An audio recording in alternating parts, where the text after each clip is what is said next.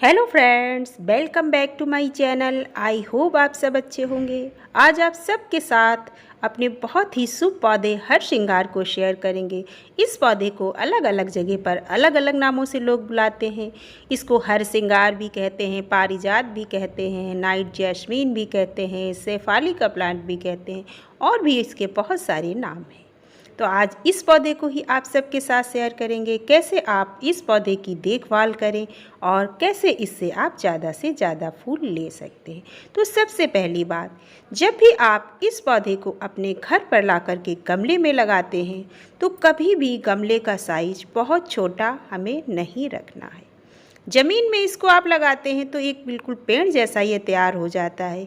इसलिए जब भी घर में लगाएं तो कम से कम 12 से 14 इंच के गमले में इस पौधे को लगाइए। अगर आप छोटे गमले में पौधे को लगा देंगे तो आपको बार बार अपने पौधे को रिपोर्ट करना होगा, क्योंकि इस पौधे की जो जड़ें हैं बहुत जल्दी रूट बाउंड ये पौधा हो जाता है। नंबर 2, इस पौधे को किस समय पर लगाना है ये भी बहुत ज़रूरी है। अगर आप इस पौधे को बीज से ग्रो करते हैं तो आप इसे फरवरी के महीने में बीज डाल दीजिए और आपका पौधा बहुत अच्छे तरीके से ग्रो हो जाएगा। अगर आप कटिंग लगाते हैं तो बरसात के मौसम में इस पौधे की आप कटिंग लगाइए, बहुत अच्छे से चलेगी। वैसे ये पौधा नर्सरी पर भी बहुत कम प्राइस में मिल जाता है, 50 रुपये तक में आपको अच्छा खासा पौधा मिल जाएगा।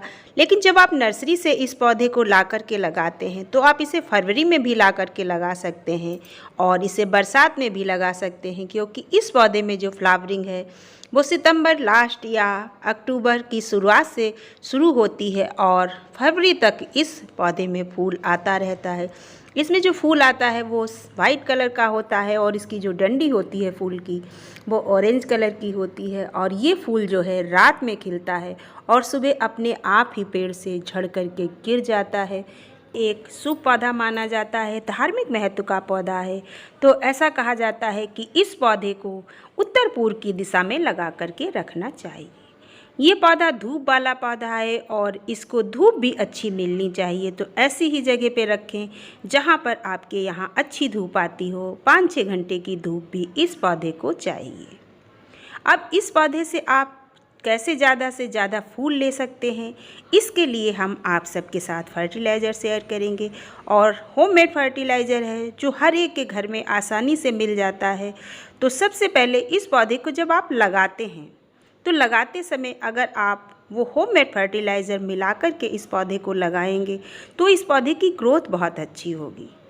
वो है हमारी चाय की पत्ती। अगर आपके पास किसी तरीके का कोई कंपोस्ट नहीं है उस समय आप ये सूखी हुई चाय की पत्ती अपने पौधे में डाल सकते हैं।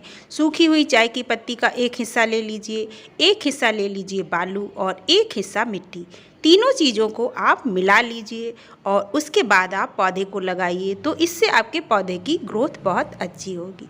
मान लीजिए आपने जब पौधा लगाया उस टाइम पर आपने इसमें ये चाय की पत्ती या कोई भी खाद नहीं डाली है, आपके पौधे की ग्रोथ अच्छी नहीं हो रही है, तो उस टाइम पर आप ये सूखी हुई चाय की पत्ती की 2 मुट्ठी ले लीजिए और जो पौधा आपने मिट्टी में खाली लगाया हुआ है उसमें ये चाय की पत्ती आप डाल दीजिए। और ये काम आपको हर महीने या 15 दिन में एक बार करना है।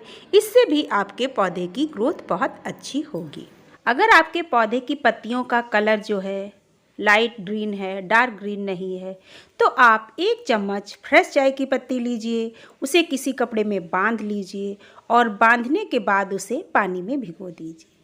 5 मिनट तक उसे पानी में पोटली को पड़ा रहने दीजिए और उसके बाद आप उस पोटली को निकाल लीजिए। पोटली निकालने के बाद जो पानी है उसको आप ऐसे ही डाल दीजिए, उसमें आपको पानी मिलाने की ज़रूरत नहीं है।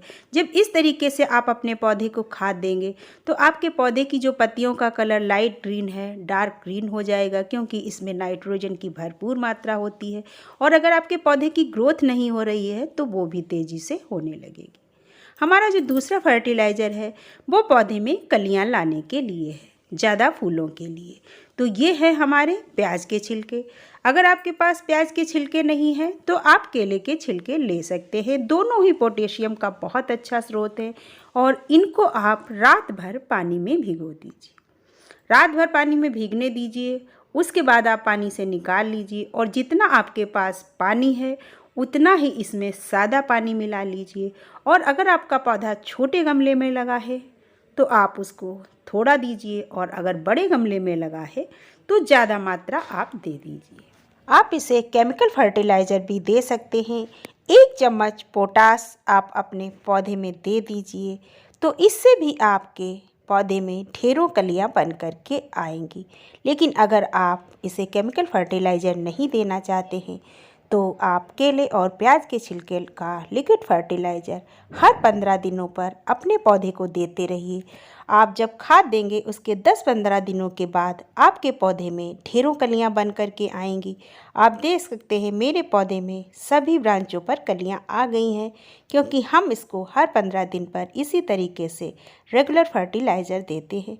पौधे की ग्रोथ भी आप देख सकते हैं बहुत अच्छी हुई है। तो पौधे की अच्छी ग्रोथ के लिए दीजिए चाय की पत्ती का फर्टिलाइज़र, और पौधे में ज़्यादा फूल लेने के लिए दीजिए केले या प्याज के छिलके का लिक्विड फर्टिलाइज़र। आई होप आप सबको हमारी ये जानकारी अच्छी लगी होगी। अगर हमारी जानकारी अच्छी लगी है तो प्लीज़ वीडियो को लाइक कीजिए, शेयर कीजिए। चैनल पे पहली बार आए हैं तो चैनल को सब्सक्राइब कीजिए। नेक्स्ट वीडियो में फिर मिलते हैं किसी अन्य टॉपिक के साथ।